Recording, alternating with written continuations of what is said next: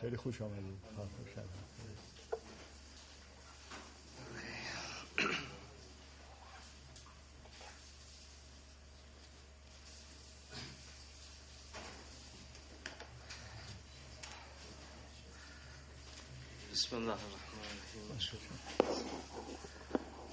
Bismillah ar-Rahman ar-Rahim. Good morning. It is really very honor for us and pleasure for us to have Professor Dr. Aavani among us today.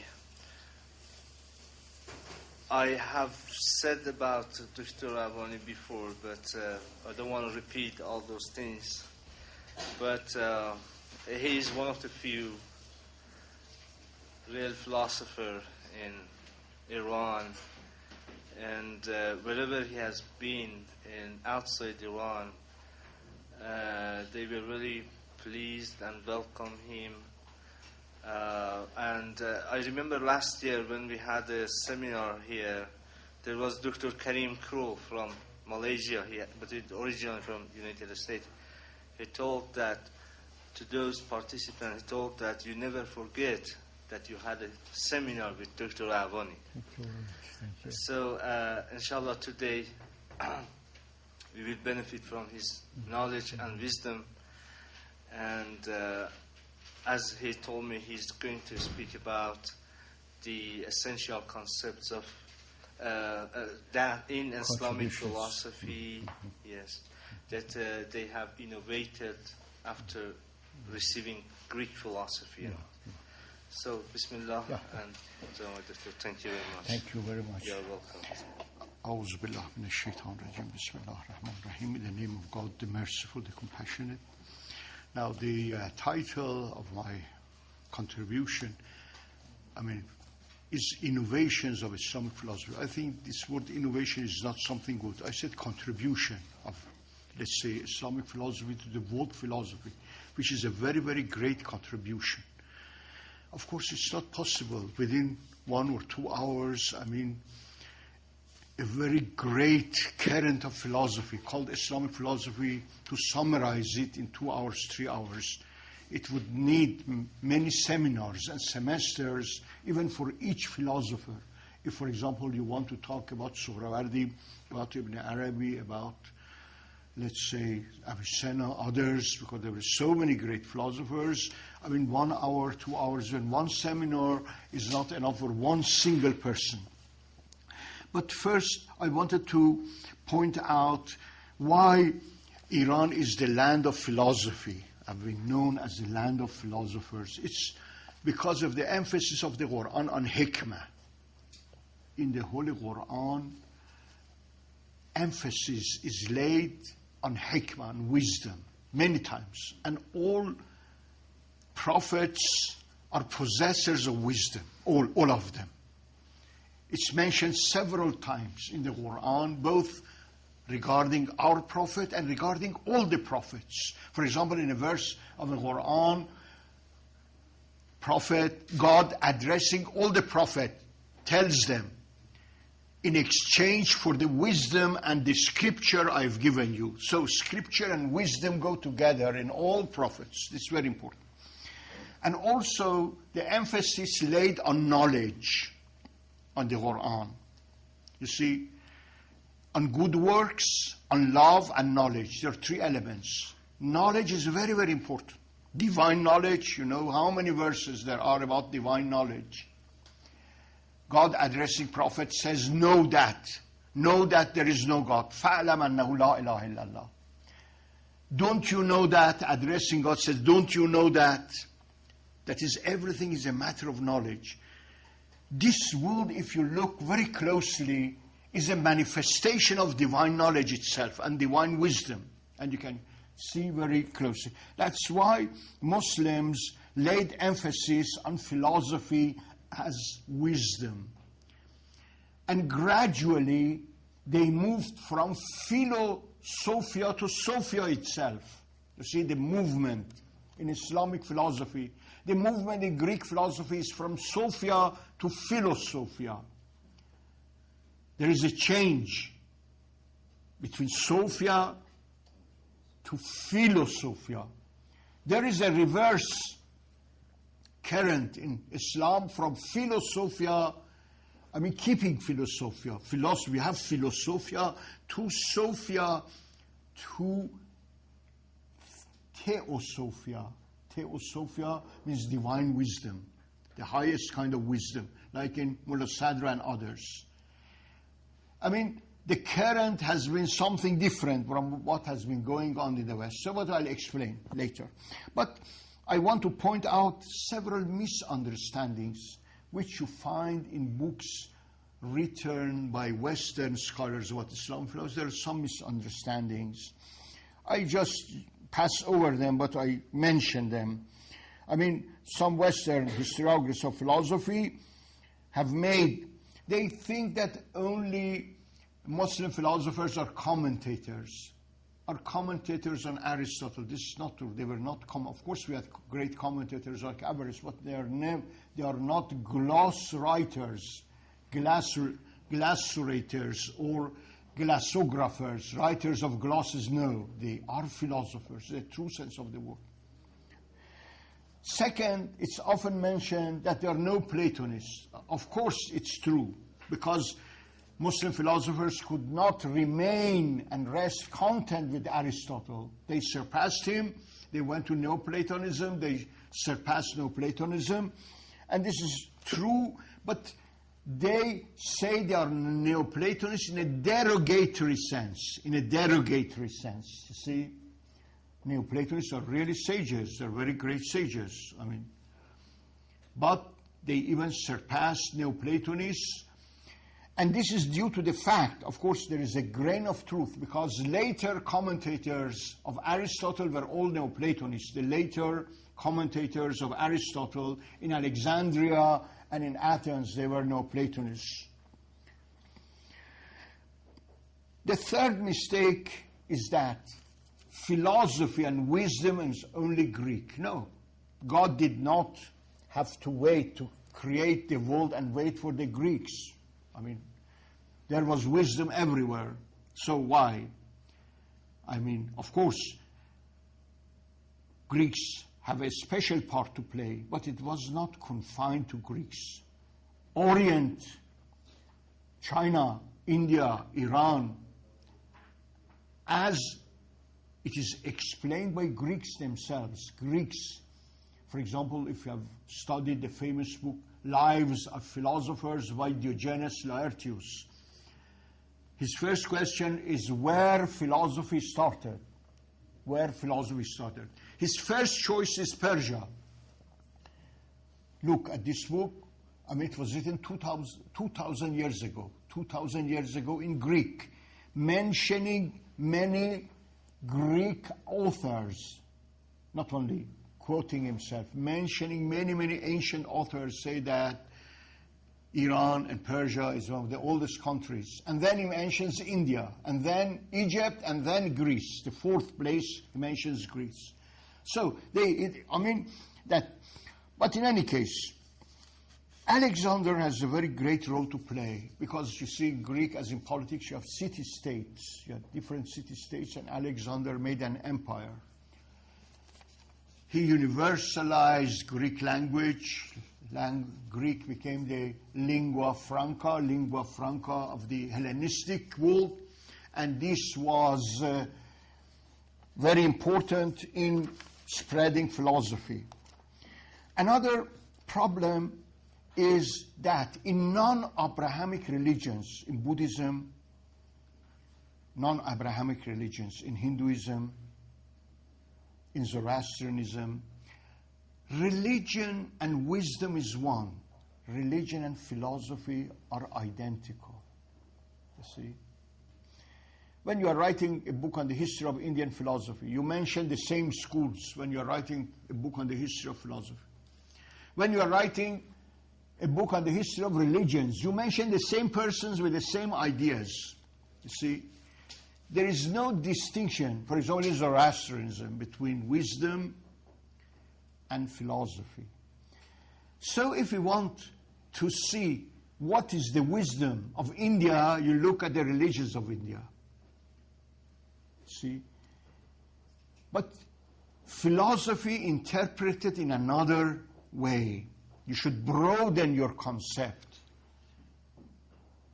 You should broaden your concept, and this is what happened in Islamic philosophy. They broadened the concept of philosophy to a very great extent. We've seen Avicenna, we've seen Sohrawardi, we've seen Mullah Sadra, broadening and deepening the concept, the definition of philosophy. They deepen so that it covers and also broaden. How? We'll see later how they broadened and deepened, criticized the conception of Greek philosophy, analyzed them very well, criticized, broadened, and deepened this concept. We'll see immediately what happened in Islamic philosophy. It became Sophia in the true sense of the word, and Philosophia. Philosophia and Sophia connected together. What you have in the West, you have Philosophia, but there is a distance between Sophia and Philosophia. You see, you have connection between Sophia and Philosophia and Aristotle. In Plato, Sophia and Philosophia is the same. But later in European philosophy, after Descartes, especially modern philosophy, philosophy became distanced from Sophia. But this has never happened in the East, in a total sense, and in Islamic philosophy.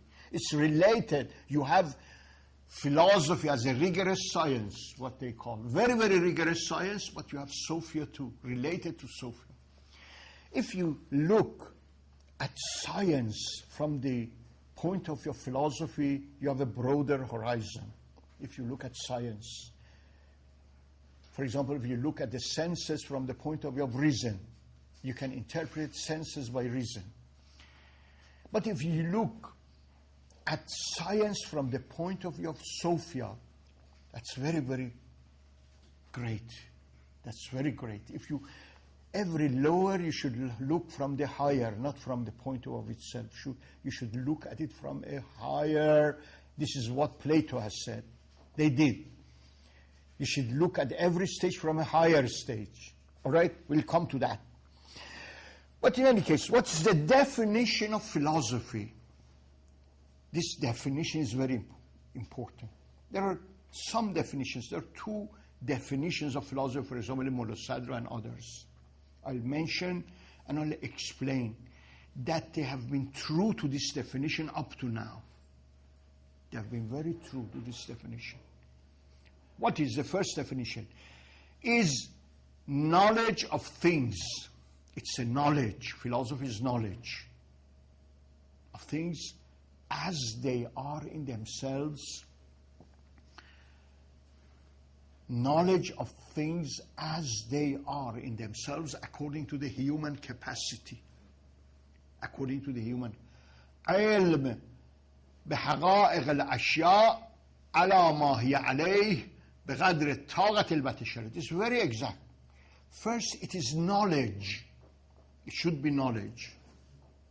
And the highest type of knowledge. You have different levels of knowledge. The highest type of knowledge is called philosophy. Now,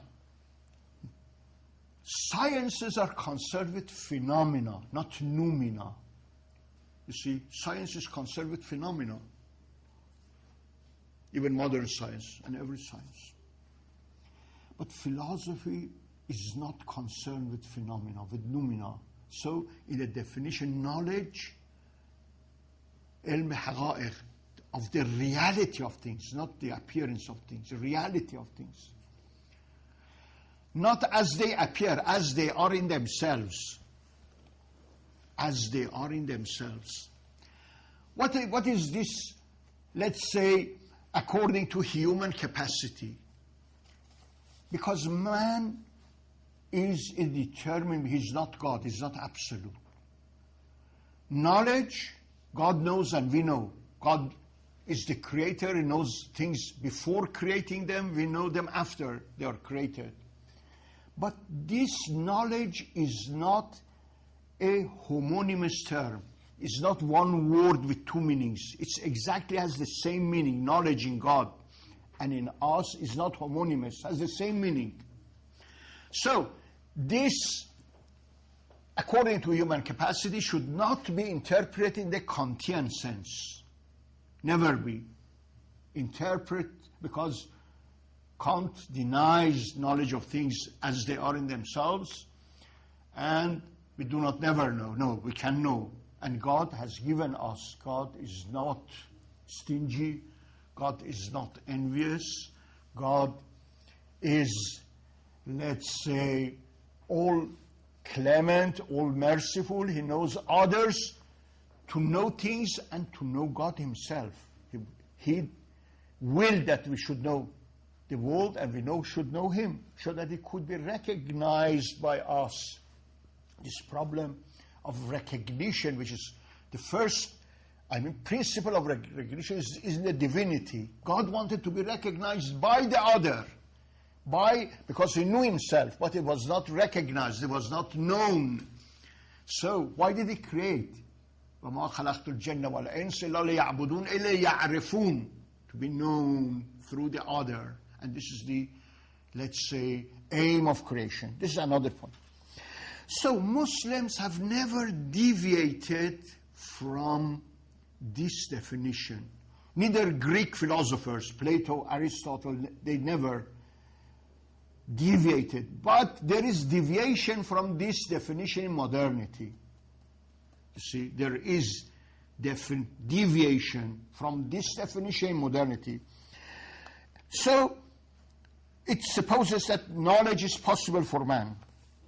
Knowledge, philosophy is not a phenomenal knowledge. Phenomenal knowledge is not knowledge. This is what is said by Kant. We have no phenomenal knowledge is sensation. Sensation is only phenomenal. We have no knowledge which is phenomenal. This is contradiction in terms. Only sensation is phenomenal. Knowledge can never, if it is knowledge, cannot be phenomenal. Knowledge of the reality of things, knowledge has different grades. Starts from sensation, goes to imagination, goes to reasoning. Even reasoning is not the higher, goes to intellection and intuition. In the Islamic sense means to see things through God. Kashf means to see things through God. It has different levels. In modernity, you say either this or that, either sensation or, let's say, reasoning. There is no either or. It is both, because we need both sensation, we need imagination, we need reasoning, we need intellection. They complement each other. You see, in the Islamic and the Eastern traditions, these levels of knowledge complement, complete, perfect each other, are necessary, each stage. If you have no sensation, you have no knowledge, because sensation shows us the world as it appears. Things appear to us as phenomena. When I open my eyes, I close my eyes and I open, things are revealed to me. They're revealed to me, appear to me as phenomena, but I think over them by reasoning, by intuition and other things, and find out their realities. So, another definition coming from Plato is theosis, or to become as much godlike as possible. It's called ta'alluh in Arabic, ta'alluh. Ta'alluh. This is the Platonic definition, theosis, or in Greek, homoiosis theou. Homoiosis theou. Homoiosis theou means as to be assimilated to God as much as possible. This definition is much emphasized in different ways in Platonic dialogues. And, of course, if you define philosophy as theosis, this means that man is made in the image of God. You see, the presupposition of this definition that man is made in the image of God. Otherwise, how is theosis possible? How is homoiosis theou possible if it's not an image of God? And he explains this through the theory of ideas. The human being has all the divine ideas in him, all the divine ideas in him, so we can know everything through divine ideas. In any case, this is another definition. Now, there are some obstacles, some impediments in philosophy, some trends which are detrimental to philosophy. I write, right, which Muslim philosophers have always avoided, these pitfalls, has been very, very careful to avoid these pitfalls. But Western philosophers, especially modern Western philosophers, I think, have fallen into these pitfalls. One is voluntarism.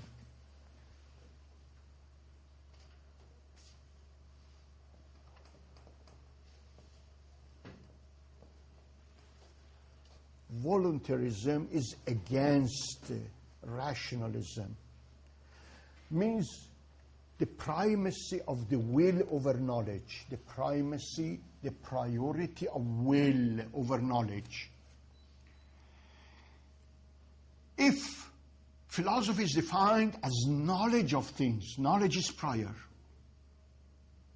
Priority of knowledge. Knowledge is, even in God, knowledge is first.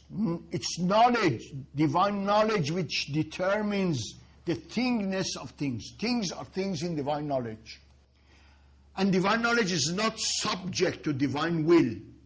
Divine will cannot change divine knowledge. Knowledge is supreme. Will, volition follows. See? Follows knowledge. All right? It's divine knowledge which make a thing a thing, a shay a shay. How a thing become the thinginess of a thing. I mean, there's much discussion. For example, Heidegger has a book, What is a Thing? It's a question philosophical. How a thing becomes a thing? How? A thing becomes a thing through divine knowledge. God knows them eternally. I mean, divine knowledge is not temporal, it's eternal. You and everything exists in divine knowledge before creation. And will follows. All right? Follows. But voluntarists say no. The priority and the primacy is with the divine will, like Ash'arites. Ash'arites do not believe in intellect or in knowledge. They say that God can change everything, can change the reality. The reality or realities because of divine volition, not because of divine knowledge. Divine knowledge is subject to his volition. This is Ash'arism. You find this trend even in modern philosophers, in Descartes. Descartes is a rationalist. A rationalist should emphasize knowledge. You see? What we call knowledge here is rationalism in Western tradition. A rationalist should emphasize reason. Things exist in reason, divine mind, divine knowledge. But you have a sort of voluntarism in Western philosophy, very, very strong trend.